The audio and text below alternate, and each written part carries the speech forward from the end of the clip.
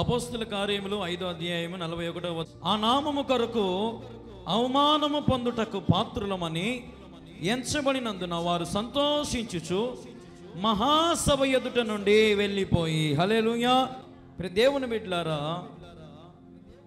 మనము ఎవరి నిమిత్తము అవమానం పొందాలని ఇష్టపడాలంట? ఆయన నామమును బట్టి. ఎవరిక్కడ ఆయన?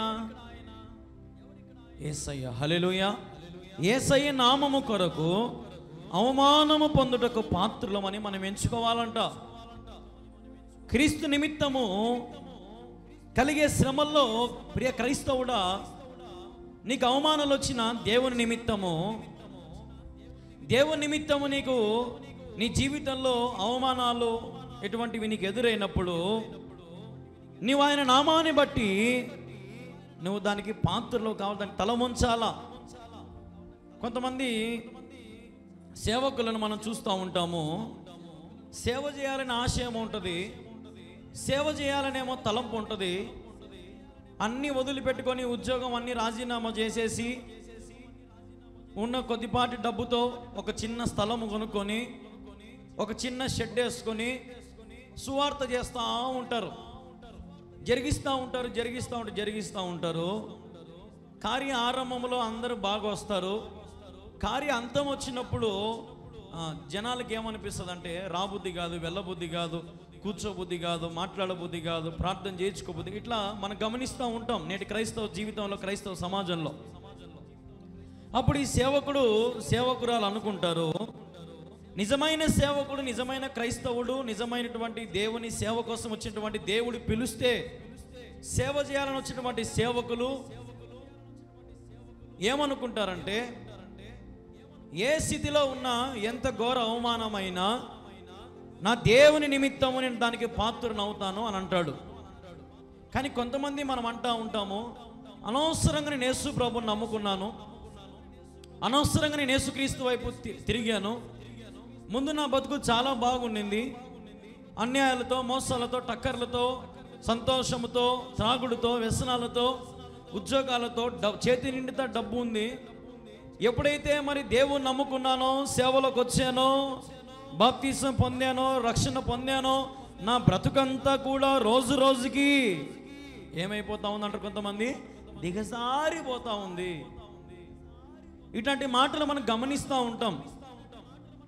ఈరోజు చాలామంది దేవుని ఆశ్రయించిన బిడ్డలు, దేవుని నమ్మిన బిడ్డలు అవమానాలు వచ్చినప్పుడు దేవుని నిమిత్తము వాటిని తట్టుకోలేకపోతా ఉన్నారు, నిలబడలేకపోతా ఉన్నారు.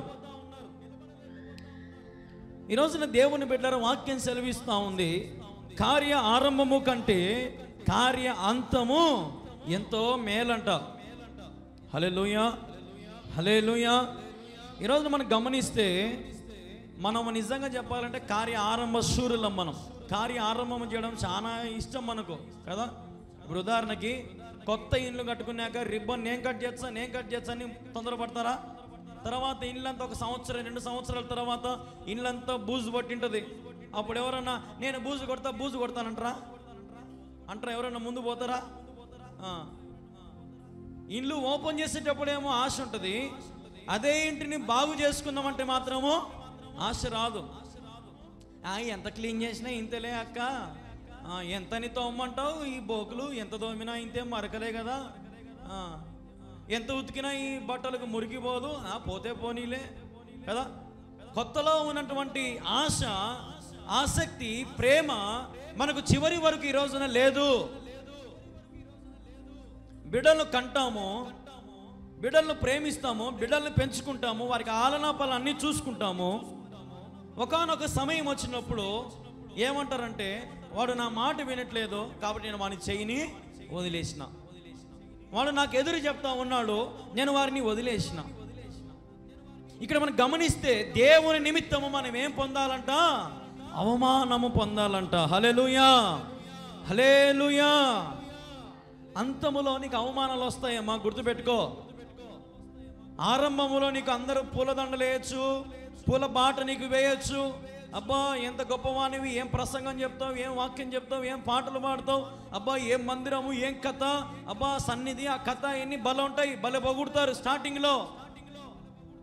అక్క యేసు ప్రభు నమ్ముకునే బాప్తిసం తీసుకున్నావు, ఇప్పుడు నీ బతుకు నిజంగా చాలా బాగుంది, ఇట్నే ఉండు, ఎట్టి పరిస్థితులు ఇంకా పాపము చేయొద్దు. ఒకప్పుడున్న కథ వేరు, ఇప్పుడున్న కథ వేరు, నీలో చాలా మార్పు వచ్చింది అక్క, ఇట్నే ఉండక్క. కొద్ది కాలం తర్వాత ఈ అక్క చెక్క ఏమవుతుంది అక్క చెక్క మళ్ళా లోకంలో కలిసిపోయి ఎవరితో అయితే కలసకూడదో వాళ్ళతో కలిసి, ఎవరితో అయితే దేవునికి నచ్చని కార్యాలు చేయొద్దంటే వాటన్నిటిని చేసి మళ్ళా దేవుని సన్నిధికి వచ్చి ఏ పాపము తెలియనట్టు బలలో చేయవేస్తుంది. ఈ రోజున సేవకులే కాదు, సంఘంలో విశ్వాసులైనా సంఘ పెద్దలైనా ఎవరైనా సరే అంతము వరకు నీవు ప్రభువుతో నిలబడగలుగుతా ఉన్నావా? క్రీస్తు నిమిత్తము నీవు ఈ రోజున శ్రమ పడగలుగుతా ఉన్నావా? హల్లెలూయా, హల్లెలూయా. అందరం చేతులు పైకెత్తి చెప్దాం హల్లెలూయా. అందరూ రెండు చేతులు పైకెత్తి హల్లెలూయా. దేవుని నామమును బట్టి నువ్వు శ్రమ పడాలి. దేవుని నామమును బట్టి, అది కరువైన, ఉపద్రవమైన, కష్టమైన, వ్యాధైన, బాధ అయినా ప్రభు కోసం నిలబడాలా. నీ జీవితంలో అనేకమైన శ్రమలు వచ్చినప్పుడు, నిందలు వచ్చినప్పుడు, అవమానాలు వచ్చినప్పుడు, నేను మీకు ఎన్నోసార్లు చెప్పిన నా ప్రసంగాల్లో, నా దేవుని నేను మహింపరచాలని ఆశ నీలో ఉండాలా.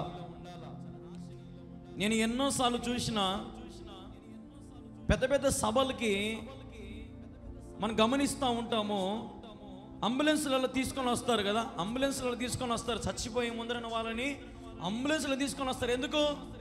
బతుకుతాడనేమో ఆశ. ఆమెకు కూడా ఉంటుంది, ఒరే నేను చచ్చిపోతే కానీ ఈరోజు నన్ను చర్చి కాడికి తీసుకొని పోరా నాయన, నాకు చర్చి కాడనే మనసంత ఉందిరా. అంతము వరకు ప్రభుత్వ నమ్మకం ఉన్నావా? ఈరోజున దేవుని బిడ్డలారా, సైతాను గాడు నీ మధ్యలోకి వచ్చి టేక్ డైవర్షన్ అని బోర్డు పెడతాడు. అంటే ఎదురుగా ఉండే దారికి పోతే నువ్వు క్షేమంగా పోలేవు, నేను చెప్పినట్టు ఈ దారిలో పో అంటాడు వాడు.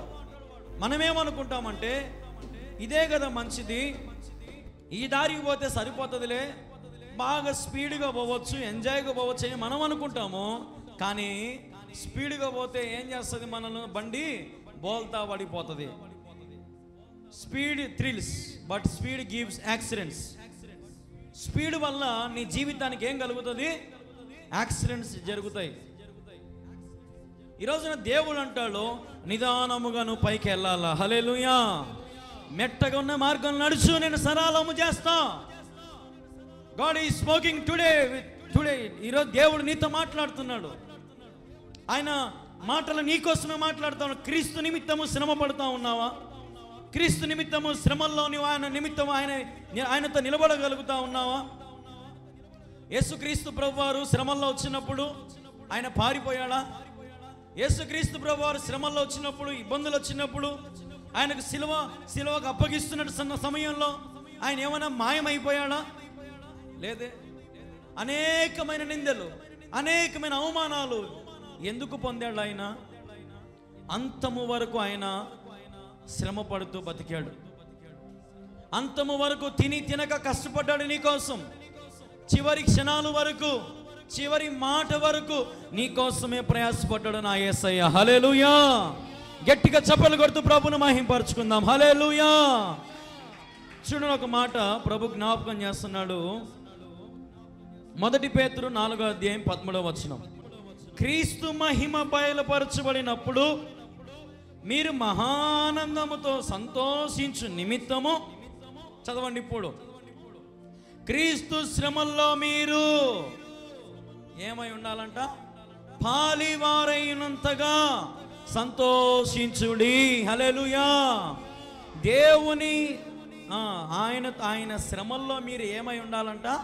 పాలివారంటే భాగం పుచ్చుకోమంటున్నాడు. ఈడ దేవా నాకు సుఖమేనాయనా, నాకు సంతోషమేనాయనా, నాకు ఆనందమేనాయనా. మళ్ళీ శ్రమలు కదా. దేవుడు ఏమన్నాడు? మీకు ఈ లోకములో శ్రమలు కలుగును అన్నాడు ఆయన. ఈ లోకములో మీకు శ్రమలు కలుగునని వాక్యము తేటపరుస్తూ ఉన్నది, లేఖనాలు బయలుపరుస్తూ ఉన్నాయి. ఈ రాత్రికాల సమయంలో ఈ మాటలు ఎందరైతే వింటూ ఉన్నారో, నీవు అంటిల్ దెన్ యువర్ డెత్, నీ చివరి క్షణము, నీ చివరి ఊపిరి, నీ చివరి గడియ వరకు ప్రభు నిమిత్తము శ్రమపడు. ప్రభు శ్రమల్లో పాలు పొందుకో. క్రీస్తు నిమిత్తం మనం శ్రమ పడితే నీ స్థితిని నా స్థితిని దేవుడు మారుస్తాడంట. హల్లెలూయా. ఎంత గొప్ప దేవుడు మన యేసయ్య. ఈ రోజున నీ స్థితిని మార్చడానికి, నీ జీవితాన్ని మార్చడానికి నా యేసుక్రీస్తు ప్రభువారు సంసిద్ధంగా ఉన్నాడు. ఈ చిన్నపాటి శ్రమలను చూసి భయపడద్దు, దిగులు పడద్దు. ప్రభు నీ పక్షం నుండి నీ జీవితంలో గొప్ప కార్యాలు చేయడానికి ఆయన ఆశ కలిగి ఉన్నాడు. హల్లెలూయా, హల్లెలూయా.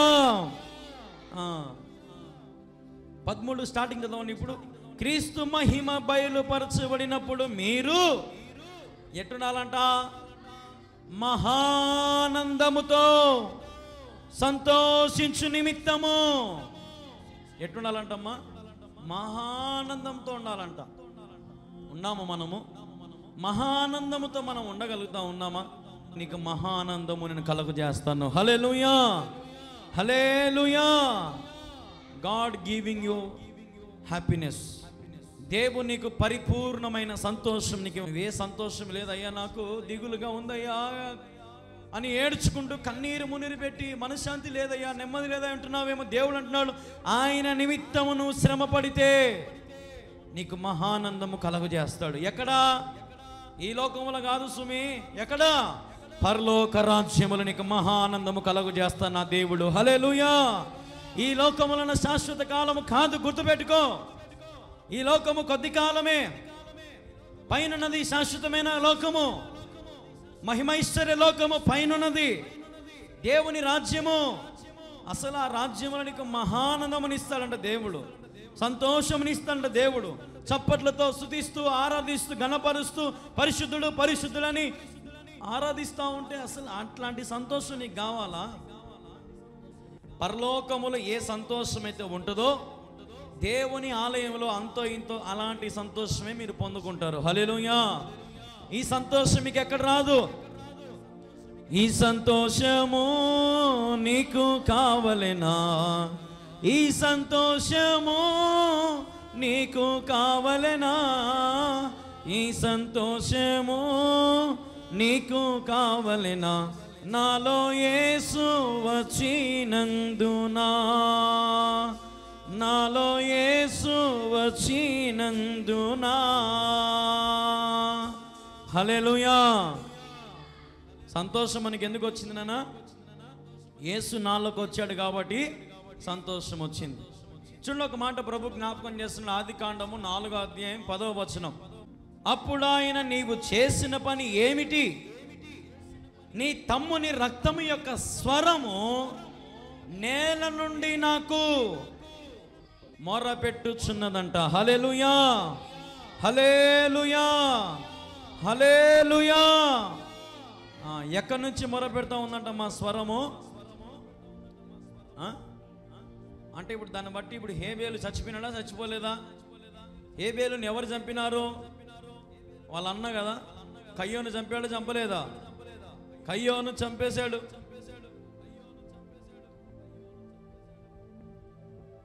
అయితే ఇక్కడ గమనించాల్సిన విషయం ఏంటంటే, హేబేలు రక్తము కింద పడింది కదా నేల మీద. కయ్యోను దబాని ఎంకల మీదకి వచ్చి పడి చంపగానే హేబేలు రక్తం ఏడబడింది, నేల మీద పడింది.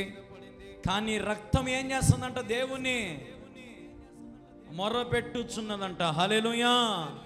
అంటే హేబేలు ఇచ్చిన కానుక కంటే హేబేలు దేవుని మీద ఎంత ఆశ పెట్టుకున్నాడు, ఎంత ప్రేమ ఉన్నాడంటే చచ్చిపోయిన తర్వాత కూడా హేబేలు రక్తము దేవుణ్ణి స్తుతిస్తూ ఉంది. హల్లెలూయా. నేను చెప్పే మాట మీకు అర్థమవుతా ఉందమ్మా? హేబేలు రక్తం ఏం చేస్తూ ఉంది? దేవునికి మొరపెట్టుకుంటా ఉంది, స్తుతిస్తూ ఉంది.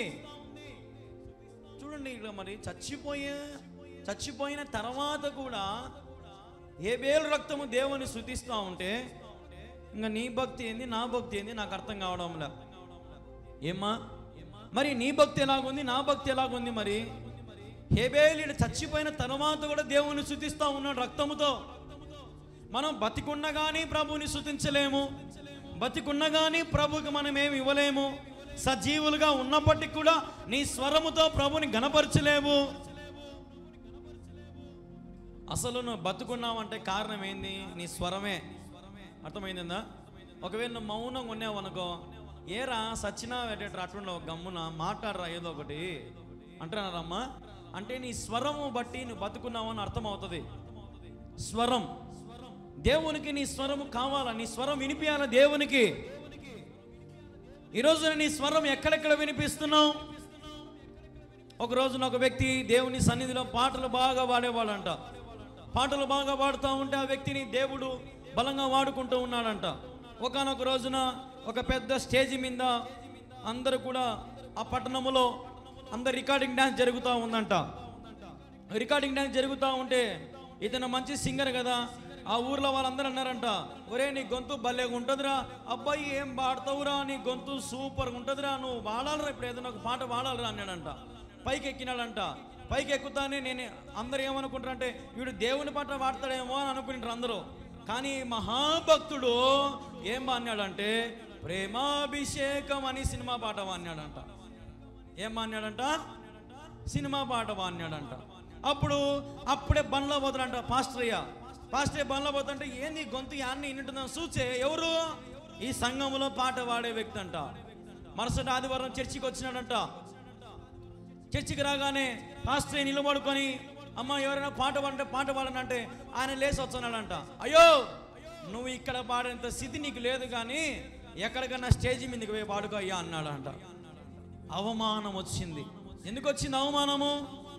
ముందు రోజు వరకు దేవుని సన్నిధిలో బలంగా వాడుకున్నాడు దేవుడు, కానీ ఎప్పుడైతే తను గర్వించాడో నా స్వరము ఏముంటది అని ఎవరైతే పొగిడినారో ఆ పొగడతలకు ఉన్నత స్థితికి పోయి సినిమా పాట పాడేసినాడు.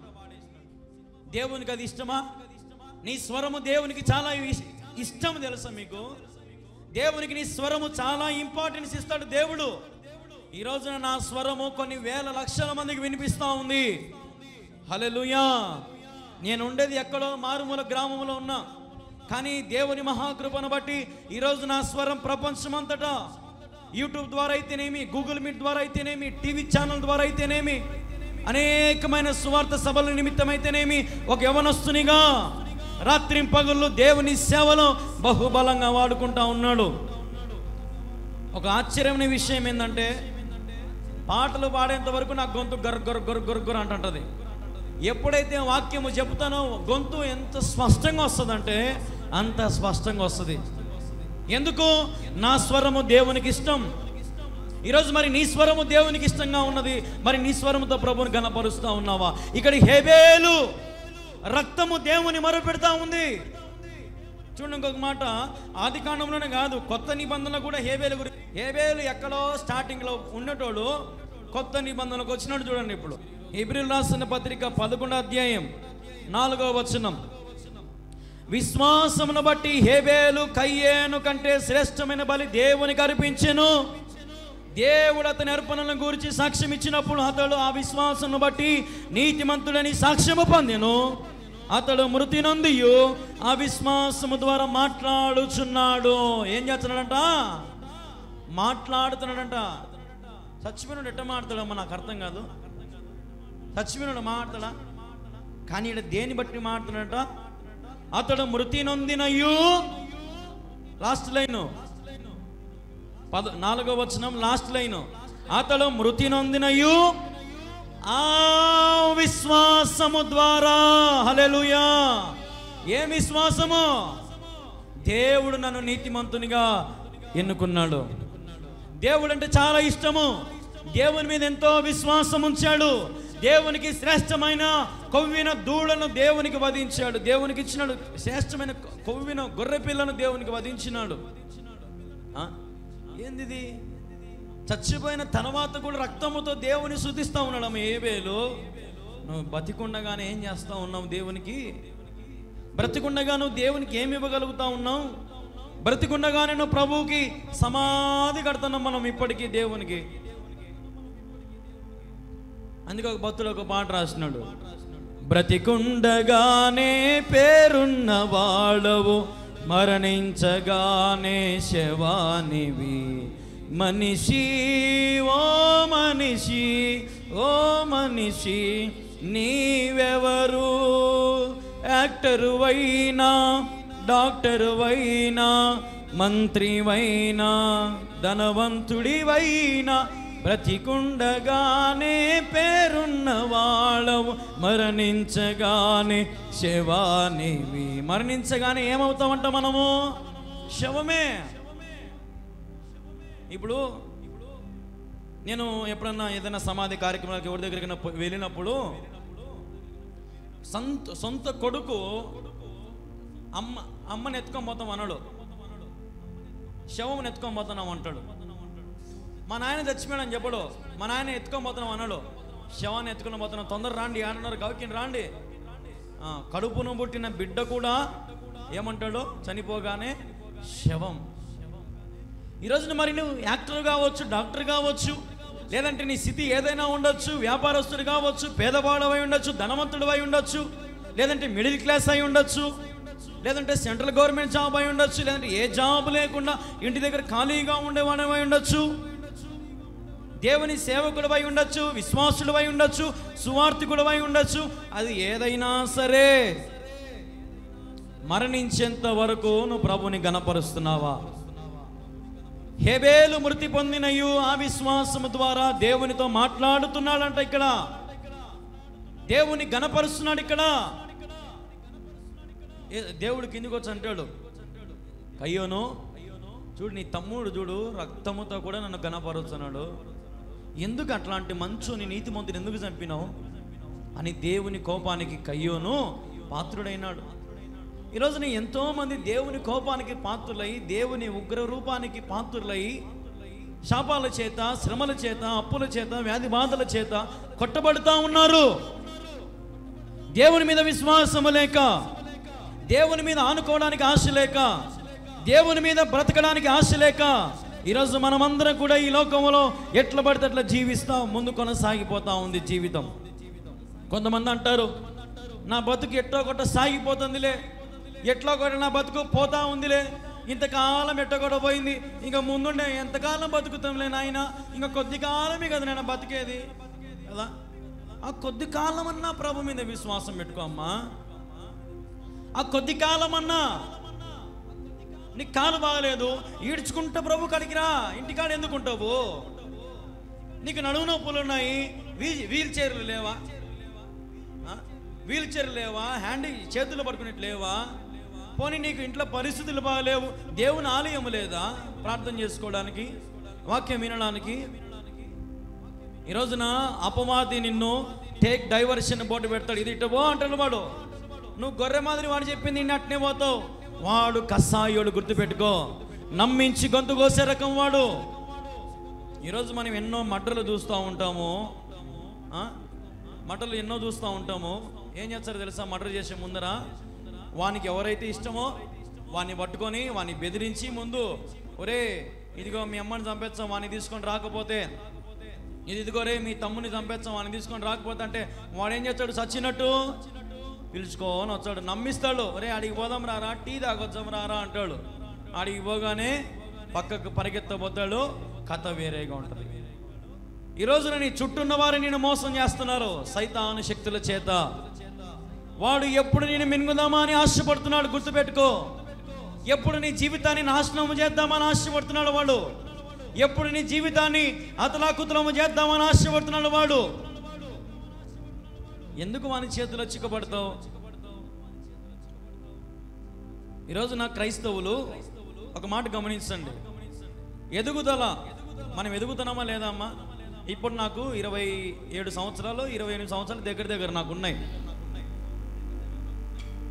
దగ్గర ఇప్పుడు 27-28 సంవత్సరాలు నాకున్నాయి. ఇప్పుడు నా హైట్ 6 అడుగులు, అందగా నేను కాదులే, 6 అడుగులే. హల్లెలూయా, 6 అడుగులు. నేను 60 ఏళ్ళకు 12 అడుగులు అవుతానా?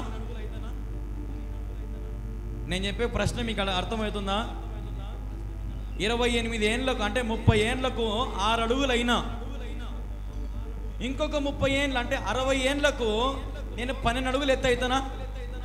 ఒకవేళ 12 అడుగులు ఎత్తు అయితే నేను ఏ దానికన్నా పనికి వస్తానా? బల్బులు బిగించేదానికి తప్ప ఏ దానికి పనికిరాను. నేను చెప్పేది మీకు అర్థమవుతుందా? ఎదుగుదలంటే ఏదో ఆత్మీయ ఎదుగుదల కానీ శరీరం ఎదుగుదల కాదు. కొంతమంది ప్రభు నాకు కడుపు నింపు దేవా, దేవా నాకు ఆరోగ్యం. ఎంతసేపు శరీరం పెంచుకోవాలా, పోషించుకోవాలా, శరీరానికి కావాల్సినవన్నీ కావాలా, శరీరం కోసం అన్నీగా అడిగి అడిగి అడిగి అడిగి పొందుకుంటాం మనము. నేను అనుకుంటా ప్రభువుని, గొలియాతు దగ్గర దగ్గర 15-14 అడుగులు ఇప్పుడు హైట్, 10 అడుగుల పైనే. అంత పెద్ద గొలియాతును అంత చిన్న దావీదుని ఏమన్నా చంపుకున్నాడా? పోనీ కాళ్ళతో ఏమన్నా తొక్కి చంపినాడా? ఎంత అవమానం అంటే ఒక్క రాయితో చచ్చిపోయినాడు. ఎంత అవమానం అది. హల్లెలూయా. అంత పెద్ద హైట్ ఉండే గొలియాతు ఒక్క రాయితో చచ్చిపోయినాడు. ఒక్క రాయే. ఏది మరి హైట్ ఏది, కండలేయి, వేసుకున్నటువంటి ఆర్మర్ అంటే ఈ కవచాలేయి, కత్తులేయి, అవన్నీ ఏం చేసినాయి గొలియాతుకు? ఒక్క రాయితో కొడితే పడిపోయినాడే. దాన్ని బట్టి నువ్వేం గమనించాలంటే, గొలియాతును దావీదును చూసి మనం ఏం నేర్చుకోవాలంటే, బాగా గమనించండి. గొలియాతు చెట్టు మాదిరి పెరిగినాడు కానీ దేవుడు అంటే భయం లేదు. దావీదు చిన్నప్పటి నుంచి దేవుని గణపరిచాడు, దేవుని మీద విశ్వాసం పెట్టుకున్నాడు. కానీ చిన్నవాడినప్పటికీ కూడా దేవుడు గొలియాతును చంపే అవకాశము దావీదుకి ఇచ్చాడు. హల్లెలూయా, హల్లెలూయా. కాబట్టి ఈరోజు మన మీద పెరగడం కోసం ఏదో ఎదగాల, ఆస్తం, దీని గురించి కాదు. అంతరంగములో ఎదుగు, శరీరంగా కాదు, హృదయంలో బలంగా ఎదుగు, దేవుని సన్నిధిలో ఎదుగు, ఉన్నత స్థితికి వెళ్ళు. అది కానీ నువ్వు కోరాల్సింది దేవుణ్ణి. ఎంతసేపు పై రూపాన్ని లక్ష్య పెట్టుకొని పై రూపం నిమిత్తమై ప్రయాసపడి పై రూపం కోసం ఎందుకు ఆశపడతావు? దేవుని నామము నిమిత్తమై అవమానం పొందినా సరే, నా వస్త్రాలు చింపుకున్నా సరే, నీ వస్త్రాలు చీట్లు వేసుకున్నా సరే, దేవుని వస్త్రాలు ఏం చేసుకున్నారు? దేవుని వస్త్రాలు చీట్లు వేసుకున్నారు కదా. మరి అంత అవమానం పొందితే ఎవరన్నా వచ్చి పొరపాటు నీ కాలు ఇట పట్టుకున్నారనుకో, ఒకప్పుడు నేను పాత కళ్యాణంటేనా నీ కథ చెప్పిందో. ఏం విశ్వాసవింగా నువ్వు, ఏం భక్తివి నువ్వు, ఏం భక్తునివి నువ్వు? ఎవరన్నా పొరపాటున కట్టెడు అన్నారనుకో, రారా చూసుకుందాం, ఇంకా అయిపోయా, ఇంకా బైబిల్లా ఏమిలే. ఏం విశ్వాసం ఇది, ఏం భక్తి ఇది? ఎట్టబోతుంది క్రైస్తవ జీవితము? చెట్టు మాదిరి పెరుగుతున్నావు కానీ లోపల హృదయము మారలే. లోకములో కలిసిపోతా ఉంది నీ హృదయము. దేవుని మీద నమ్మకము లేదు. ఎంతసేపు ఆస్తులు, ఎనుములు, పశువులు, జంతువులు, ఆస్తి, అంతస్తులు, డబ్బులు డబ్బులు డబ్బులు డబ్బులు. బీరువా నిండుతా డబ్బులు ఉన్నాయి, సంతోషం ఉండదు కొంతమందికి. బీరువా నిండుతా బంగారు ఉన్నాయి, సంతోషం ఉండదు. డిజైన్ భలేగా ఉంది కదండి. ఇంట్లో ఉన్న డిజైన్లు ఎన్ని పెట్టుకున్నా ఎందుకు? ఎందుకంటే అబ్బా అది చాలా బాగుందండి, అది కొనియండి. అయితే ఎన్ని అమ్మేస్తాములు అన్నాడు అనుకో, ఇంకేం వద్దులు. అయితే ఇటుంటుంది పరిస్థితి. మనకు లోకం మీద ఎంత ఆశ అంటే, శరీరం మీద ఎంత ఆశ అంటే, ఇక్కడ హేబేలు రక్తము నేల మీద పడి దేవుని గణపరుస్తూ ఉందంట. హల్లెలూయా, హల్లెలూయా. జ్ఞానము తెచ్చుకోండి. ఊరికినే రాయలే దేవుడు ఇవన్నీ బైబిల్లో. ఏదో రెంచేపు కూర్చున్నాము, రెంచేపు విన్నామని కాదు. వినింది ఏం చేసినావు? ఈ షోలో విని ఈ షోలో వదిలేసినావా? లేదంటే ఈ షోలో విని ఇడికెక్కి గుండెల్లోకి ఎక్కించుకొని భద్రపరుచుకున్నావా? ఆలోచన చేయి. చెప్పే మాటలు ఏమవుతున్నాయి? వినే ప్రసంగాలు ఏమవుతున్నాయి? నీకు మేలుకరంగా ఉన్నాయా? నీకు ఆత్మీయతకు ఎదుగుదలగా నీకు ఉన్నాయా? అది కదా కావాల్సింది. ఏంది అన్ని పిల్ల చేష్టల మాదిరి, పిల్లోని మాదిరి ఎంతసేపు పైన దేహం కోసము, పైన వాటి కోసం ఎందుకు? ఈ లోకం కోసం ఎందుకు ఆశపడుతున్నావు? దేవుని కోసం ఆశపడు. ప్రాణం పెట్టింది ఆయన. దేవుని కోసం జెండా పట్టుకుంటారు ఆయన. జెండా దేవుని కోసం పట్టుకోరు, సిగ్గంట. బైబిల్ పట్టుకొని రాను ఆయన, చర్చి కంటే సిగ్గు. అంత బైబిల్ తెచ్చుకుంటారు, అంత చిన్నది గుల్లిది. అది కూడా ఏడా జోబులో పెట్టుకొని వచ్చారు. జోబులో వీడికి వచ్చి బైబిల్ తీసి చర్చిలోకి వచ్చారు. ఎరా పాటల బుక్ ఏదంటే పాటల బుక్ లేదు, సెల్లులో ఉంది పాస్టర్య్య. సెల్లులో అన్ని సెల్లులో పాస్టర్య్య. ఇప్పుడు బుక్ ఏదిరా అంటే సెల్లులో వాట్సాప్లో రాసుకుంటా పాస్టర్య్య. అంత వాక్యం మీరు చెప్పేదంతా రాసుకుంటా పాస్టర్య్య. అంటే బయటికి పోతే అలా బైబిల్ జోల్లో పెట్టుకుంటేవి. ఇప్పుడు నువ్వు క్రిస్టియన్ వనే, దేవుని బిడ్డవనే, అన్యుడు వనే, ఎవరు వని? 10,000లో యేసు ప్రభు ఎవరో తెలుసుకోవచ్చంట. హల్లెలూయా.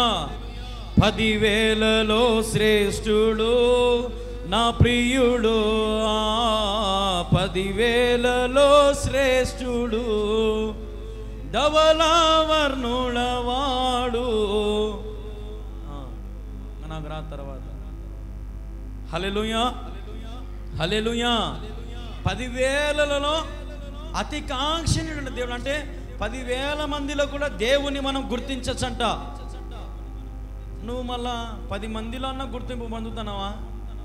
10 మందిలో అన్నా పోనీ 10 మంది ఎందుకులే, నీ ఇంట్లో అన్నా, నీ భర్త కాడన్నా, నీ భార్య కాడన్నా, నీ చెల్లెలు కాడన్నా, నీ అన్న కాడన్నా, మీ అమ్మ మీ నాన్న కాడన్నా, ఎందుకు ఈ భక్తి, ఎందుకు ఈ క్రైస్తవ జీవితము? ఏం చేస్తున్నావు నువ్వు భక్తి? ఇక్కడ హేబేల్ రక్తము నేలను పడి దేవుని గణపరుస్తూ ఉందంట. ఇది కదా భక్తి, ఇది కదా విశ్వాసం అంటే. చనిపోయిన తర్వాత కూడా దేవుని గణపరుస్తూ ఉన్నాడు. ఇది కదా శ్రమలు వచ్చినా. నేను అనుకుంటా ఇప్పుడు ఎంకల పక్క నుంచి అన్న ధనాన్ని మీద పడి చంపినాడు కదా, ఒక్క ఏటిగా చచ్చిపోయింటాడా? ఏమన్నా అన్నను చూసిండా? యారా అన్నగా నన్ను చంపుతున్నావు ఏమన్నా అనిండా?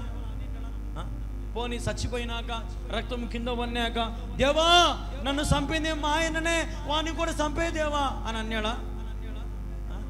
మరి మనమేందిమ్మా, మన ప్రార్థన ఏందిమ్మా, మనం ఏం అడుగుతున్నామమ్మా?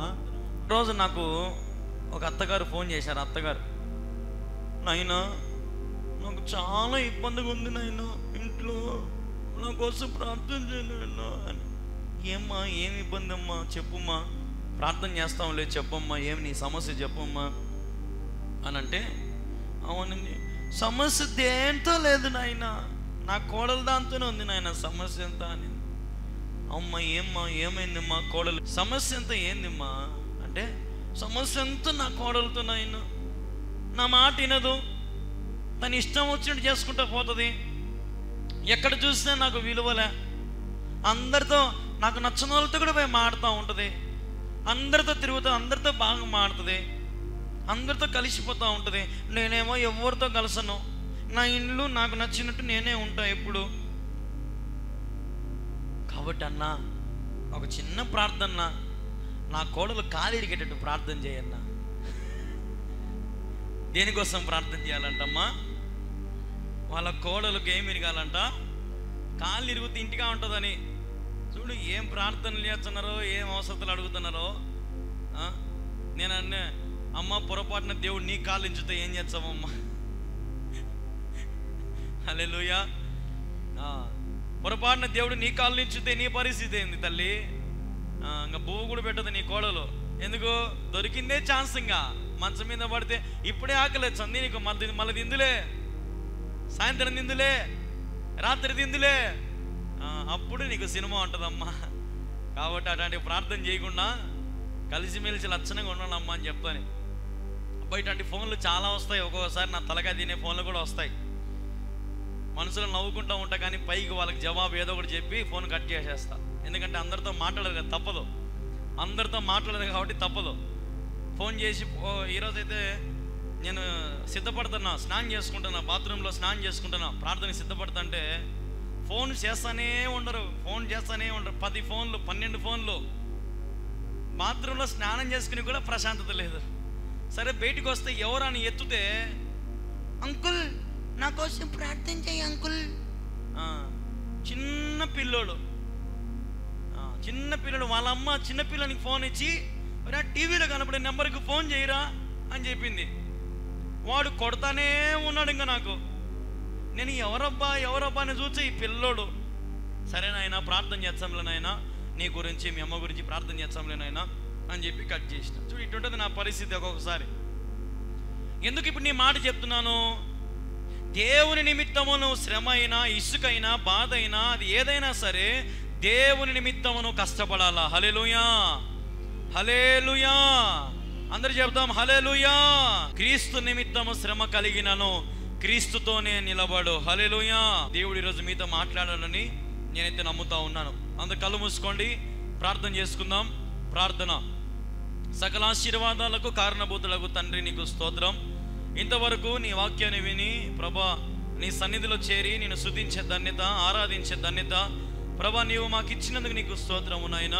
కృపతో నింపినందుకు, మమ్మల్ని బలపరిచినందుకు, స్థిరపరిచినందుకు నీకు వందనాలు తండ్రి. ఓ గొప్ప దేవా నీకు స్తోత్రం. మహిమగల తండ్రి నీకు స్తోత్రం. రాజుల రాజా నీకు వందనాలు నాయన. తండ్రి మరి ఎందరైతే చేరారో, ఎందరైతే విన్నారో, వినిన ప్రతి ఒక్కరి మీద కూడా ప్రభా నీ కృప కుమ్మరించండి, నీ సహాయము దయచేయండి. ఆకాశవాక్యలు తెరచండి తండ్రి, సహాయము చేయండి. గొప్ప దేవా నీకు స్తోత్రం. మహిమగల తండ్రి నీకు స్తోత్రం. ప్రభా విన్న ప్రతి ఒక్కరి జీవితంలో ఇది మొదలుకొని అనేకమైన ఆశ్చర్య కార్యాలు జరుగునుగా కానీ ప్రకటిస్తున్నాను. వారికి కావాల్సిన సంతోషం కలుగునుగా కానీ ప్రకటిస్తున్నాను తండ్రి. మరి ఇంతవరకు సహాయం చేసినావు. అతి శ్రేష్టమైన యేసుక్రీస్తు నామములో ప్రార్థించి స్తుతించి అడిగి వేడుకుంటా ఉన్నాము తండ్రి. ఆమేన్, ఆమేన్, ఆమేన్.